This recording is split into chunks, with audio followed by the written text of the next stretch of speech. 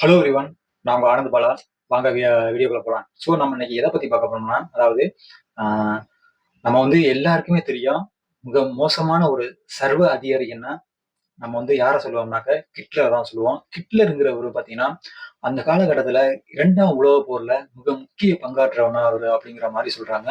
So அவரு அந்த காலகட்டத்தில் எத்தனை என்னென்ன வந்து எத்தனை பேரை வந்து பழிவாங்கியிருப்பாரு. அதாவது 70 லட்சம் பேருக்கு மேல வந்து கொன்று குவிச்சாங்க அப்படிங்கிற மாதிரியும் அந்த காலகட்டத்தில் சொல்லப்படுது. ஸோ அந்த அவர் வந்து அவரோட கடைசி காலம், அதாவது ஒரு 24 மணி நேரம் 30 மணி நேரத்துக்குள்ள ஸோ அவரோட அவரே தானே சுட்டு கொன்னுக்கிறாரு. ஸோ இதுக்காண்டி சுட்டு கொன்னுக்கிட்டாரு. அது மட்டும் இல்லாம அவர் வந்து பாத்தீங்கன்னாக்க அவரோட ஆஹ் அன்பான மனைவியையும் சரி, அவரோட கூட இருந்த நாய்களையும் சரி ஏன் கொன்னாரு. அது மட்டும் இல்லாம அவங்களோட கூட இருந்த முக்கியமான நபர்களையும் ஏன் கொன்னுட்டு அவரு இறந்து போறாரு. ஸோ அது மட்டும் இல்லாம இந்த இதுக்கெல்லாம் நடக்கிறதுக்கு யார் காரணமா இருந்தாங்க? ஸோ வாங்க பார்க்கலாம். வாங்க ஆனந்த். வணக்கம். அதாவது ஹிட்லர் வந்து பார்த்தீங்கன்னாக்க, அந்த காலகட்டத்தில அதாவது ஏப்ரல் 30 1943 பார்த்தீங்கன்னா 3:30 மணிக்கு இவர் என்ன பண்றாருன்னா, அப்போதைக்கு வந்து பார்த்தீங்கன்னா ஹிட்லர் வந்து தலையில வந்து துப்பாக்கி வச்சுக்கிறாங்க. துப்பாக்கி வச்சு தற்கொலை பண்ணிக்கணும் அப்படிங்கிற மாதிரி வந்து அவர் நடிச்சிட்டு இருக்காரு. ஸோ அவர் ஏன் நினைக்கிறாருன்னா, ஏப்ரல் 29 அதாவது 1945 பார்த்தீங்கன்னா அவரோட நாயை வந்து, அதாவது நாய்னா அவர் ரொம்ப பாசமா வளர்த்துருந்திருக்காரு. அந்த நாயோட பார்த்தீங்கன்னா பிளாண்டி அப்படின்னு சொல்லுவாங்க. அது ஒரு ஜெர்மன் நாய். ஜெர்மனுக்குள்ள மிக காஸ்ட்லியான நாய் அப்படிங்கிறாங்க. அந்த நாயை வந்து ரொம்ப பாசமா வச்சிருக்காரு. ஸோ அந்த நாயை வந்து இவர் என்ன பண்றாருனாக்க, அதாவது எதிரிகள் கையில வந்து மாட்டிறக்கூடாது. ஸோ அதனால அந்த நாயை வந்து சைனைடு குடுத்து கொல்றாரு. ஸோ அந்த சைனைடு குடுத்து 24 மணி நேரத்துக்கு அப்புறம் தான் அதோட எஃபெக்ட் தெரியும் அப்படிம்பாங்க. ஸோ அதுவரையும் வந்து இவரு வெயிட் பண்ணி பார்க்குறாரு. அந்த நாய் இறந்தவன, அந்த நாய கொண்ட அவரோட தோட்டத்துல வந்து புதைச்சிடுறாங்க.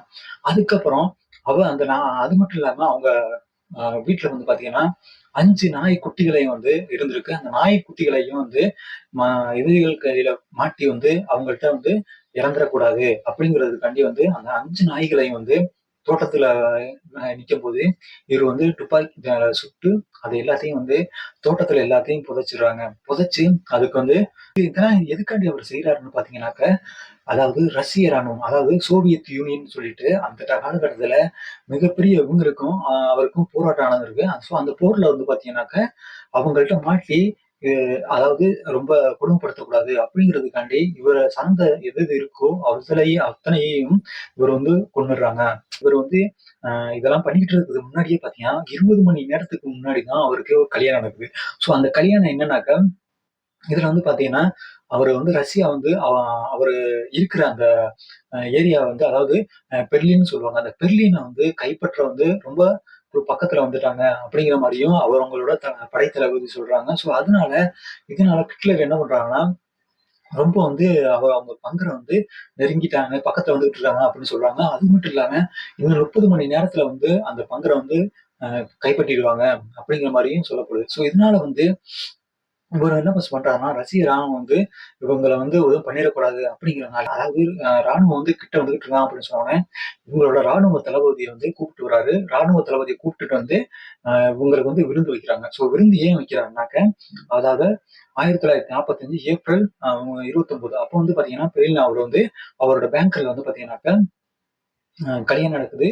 அவங்களுக்கும், அவங்க மனைவிக்கும். ஸோ இது நடக்கும்போது பாத்தீங்கன்னாக்க, அவருக்கு வந்து 33 வயசான ஈவா புரோவான் அப்படிங்கிற ஒரு மனைவி இருந்திருக்காங்க. அவங்க வந்து பாத்தீங்கன்னா 17 வருஷமா அவங்கள வந்து லவ் பண்ணிக்கிட்டு இருந்திருக்காங்க. பட் ஆனா அவருக்கு வந்து லாஸ்ட் 5 இயர்ஸா தான் வந்து அவங்கள வந்து அக்செப்ட் பண்ணியிருக்காங்க. 17 வருஷத்துக்கு அப்புறம் தான் அவரை வந்து அவங்கள அக்செப்ட் பண்ணியிருக்காங்க. அதுக்கப்புறம் இப்பதான் வந்து கல்யாணமும் பண்ணிக்கிறாங்க. ஸோ அதுக்கு முன்னாடி பாத்தீங்கன்னா அவங்க எப்படின்னாக்க, அந்த பங்கருக்குள்ள தான் இருப்பாங்க. அந்த பங்கர்ல பாத்தீங்கன்னாக்க அவங்களுக்கு வந்து பக்கத்து பக்கத்து ரூம்ல தான் இருப்பாங்க. பட் ஆனா ஒரே ரூம்ல இருக்க மாட்டாங்களாம். ஸோ அப்படி இருக்கும்போது ரொம்ப வந்து எல்லாமே வந்து ரொம்ப மர்மமாவே வந்து அவர வச்சிருந்திருக்காங்க. இது வந்து அங்க இருக்க அதிகாரிகளுக்கு தான் தெரியும் அப்படிங்கிற மாரியே சொல்லப்படுது. ஈவா வந்து பாத்தீங்கன்னாக்கா, அடிக்கடி வந்து வெளியில போய் விளையாடுறதுக்கு போவாங்க. பெரிய பெரிய விளையாடுற அ ஸ்போர்ட்ஸுக்கு. ஸோ அப்ப போம்போது அவங்க எப்போ வருவாங்கன்னு அவங்க மேல வந்து ரொம்ப வந்து அன்பா இருந்திருக்காரு. ஸோ அவங்க வந்ததுக்கு அப்புறம் தான் அவர் வந்து கொஞ்சம் ரிலாக்ஸ் ஆவாராம். அதாவது அந்த போர் நடக்கும்போதும் சரி, அவங்கள வந்து அடிக்கடி வந்து ஃபோன் பண்ணி கேட்பாங்களாம், வீட்டுக்கு வந்துட்டாங்களான்னு. ஸோ அது வந்து அந்த அளவு அவங்க மேல பாசம் வச்சிருந்திருக்காரு அப்படின்னு வந்து அவங்க வந்து சொல்றாங்க. அந்த ஈவா ப்ரோ அவங்க வாழ்க்கை வரலாற்றை வந்து எழுதின ஒரு ஆத்தர் என்ன சொல்றாங்கன்னா, அதாவது ஹிப் அண்ட் ஹோப் மேக்கர் அப்படிங்கிற ஒரு ஆத்தர் வந்து இதை பத்தி வந்து விரிவா வந்து சொல்லியிருக்காங்க. அதுல வந்து ஹிட்லர் என்ன சொல்றாருனாக்க, அவருக்கு வந்து குழந்தை பெறக்கூடிய வந்து பாக்கியம் இல்லாம இருந்திருக்கு. ஸோ அது எதனாலனாக்கா கம்மியா இருந்திருக்கு அப்படிங்கிறாங்க. ஸோ அது என்ன எதனாலனாக்கா, அவருக்கு ரொம்ப அதிகமான ஸ்ட்ரெஸ் இருந்தனாலயும், ஸோ அது மட்டும் இல்லாம அவரு வந்து பாத்தீங்கன்னா, அவரோட விதைப்பை வந்து அதாவது ஒரு ஒரு விதைப்பை தான் இருக்கு.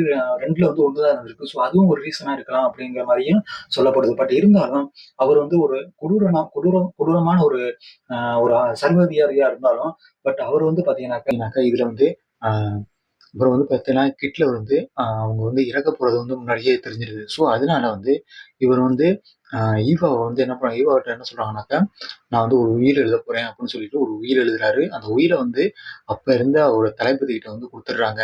ஸோ, அந்த உயில்ல என்னென்ன அவரோட சொத்தெல்லாம் யார்ட்ட குடுக்கணும் என்னங்கிறத வந்து அது வந்து குடுக்கப்படுது. பின்னர் வந்து பார்த்தீங்கன்னாக்கா, இவர் வந்து பார்த்தீங்கன்னா, எங்களோட பிணம் கூட வந்து அ ரஷ்யன் ராணுவத்திடம் கிடைக்கக்கூடாது அப்படிங்கிற மாரியும் வந்து அவரு சொல்லிடுறாரு. ஸோ இதனால வந்து பார்த்தீங்கன்னாக்கா, அவங்க வந்து தனியா வந்து சாப்பிட விடுறாரு. சாப்பிட வரும்போது நாங்க இறந்ததுக்கப்புறம் எங்கள வந்து புதைச்சிருங்க.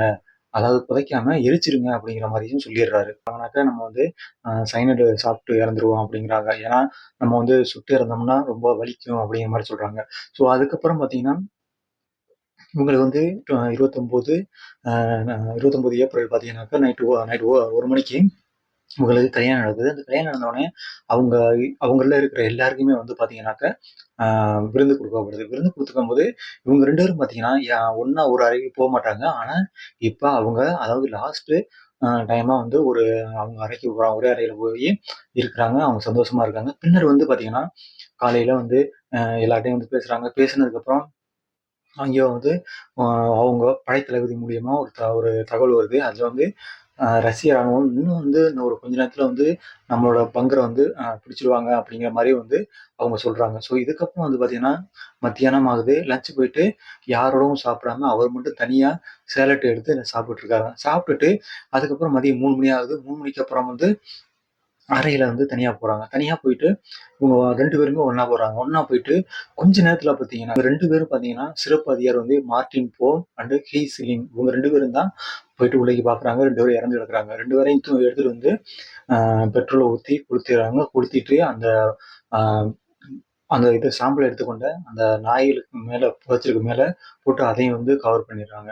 பின்னர் வந்து பார்த்தீங்கன்னா, இது வந்து முழுவதுமா வந்து கவர் பண்ணி அதுக்கப்புறம் முடிச்சுடுறாங்க. ஸோ அந்த ஹிட்லர் வந்து எவ்வளோ பெரிய ஒரு கெட்ட அதாவது கெடுதல் செய்றவரா இருந்தாலும், அவர் மனைவியே அவர சார்ந்தவர் மேல அதிகமான பாசம் வச்சிருந்தாரு அப்படிங்கிற மாரியும், அவர் கடைசி காலகட்டத்தில ரொம்ப கஷ்டப்பட்டு தான் இறந்தாரு அப்படிங்கிற மாரியும் சொல்லப்படுது. ஸோ அதனால தான் வந்து எவ்வளோதான் வந்து கோவக்காரங்களா இருந்தாலும், ஆனா அவங்க தன் பிள்ளை வ மனைவி மேல வந்து ரொம்ப பாசம் வச்சிருப்பாங்க. நம்ம கூட சார்ந்தவங்க மேலயும் அதிகமான பாசம் வச்சிருப்பாங்க அப்படிங்கிற மாரியும் வந்து இந்த இதுல வந்து நம்மளுக்கு தெரியுது. ஸோ இதோட ஒரு லாஸ்ட் 24 மணி நேரம் வந்து அவரோட கதைகள். வாங்க நான் அடுத்த வீடியோல பார்ப்போம். நான் உங்க ஆனந்த் பாலா. வணக்கம்.